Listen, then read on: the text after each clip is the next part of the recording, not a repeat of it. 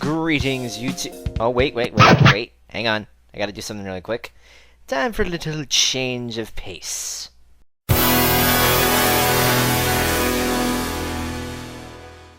Ah, there we go. Much better. Before I start, I would like to give credit to my good friend TrainLover658, aka Joe the J88. You will find his YouTube channel and DA page in the description.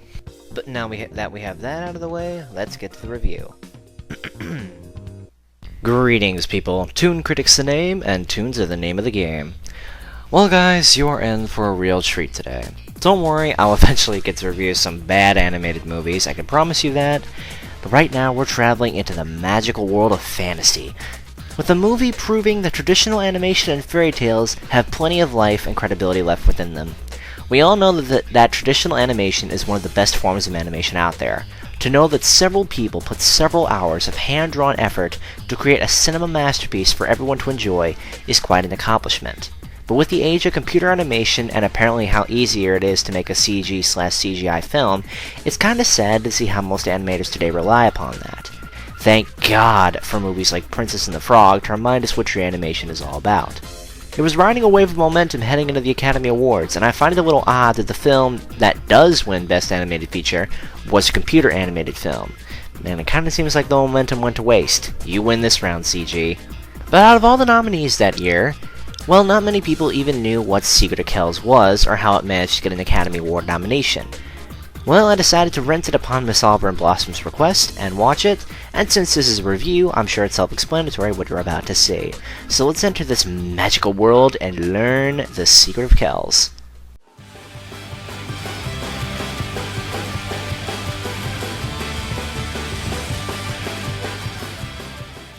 Finding the proper release date for Secret of Kells was a little difficult, but according to IMDb, it made its official debut in France on January 30th, 2009 at the Gerard Mur Film Festival.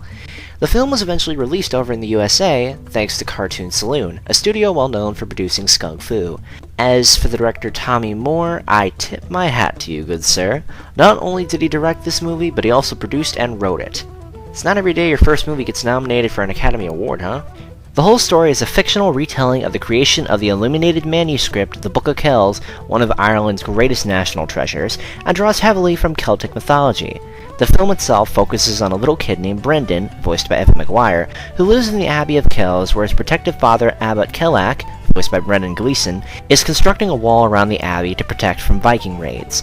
Little Brendan dreams of learning the art of illumination and visiting the sacred forest surrounding the abbey, and one day he gets his wish. A mysterious illuminator named Brother Aidan, voiced by Mick Lally, visits the abbey with his cat Pengerban, carrying an equally mysterious unfinished book known as the Book of Iona. Brendan learns that Aidan can't finish the book due to his old age and quickly becomes Aidan's assistant to finish what he started. In order to do so, he must go into the forest and collect sacred berries used for colored ink. Along the way, he meets a young fairy girl named Aisling, voiced by Christian Mooney, who shows him the many wonders of the forest. I won't spoil anything from then on, but I will say the ending is a bit anticlimactic. Character-wise, again, there isn't many characters that get developed or are worth talking about. I like the voice they gave Brendan, and coupled with his personality makes him a strong protagonist.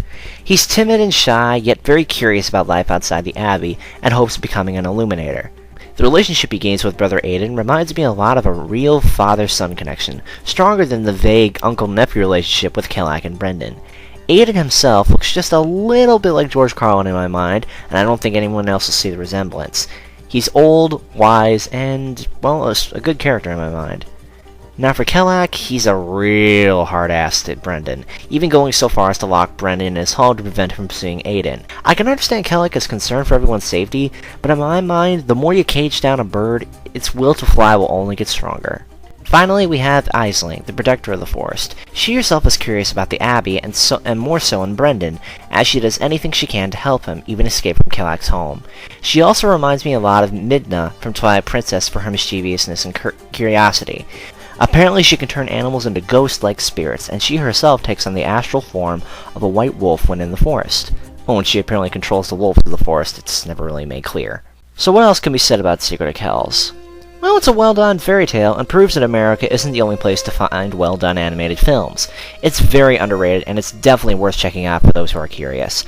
Clocking in at about 75 minutes, it doesn't overstay its welcome, and also gives just enough to satisfy the viewer. It's a fairly simple fairy tale story, but it's beautifully animated with decent voice work and a fairly good cast of characters. Oh, before I go, I'd like to leave a little tip to people, and possibly you animators out there. If your movie is like Secret of Kells, you're destined to go far in the movie industry. But you can have the best looking movie in the world, but if it has poor story and characters, then you're up shit creek. For those who don't believe me, take one good look at Avatar, and you'll see what I mean. I am the Toon Critic, and I am keeping you totally tuned for our viewing entertainment.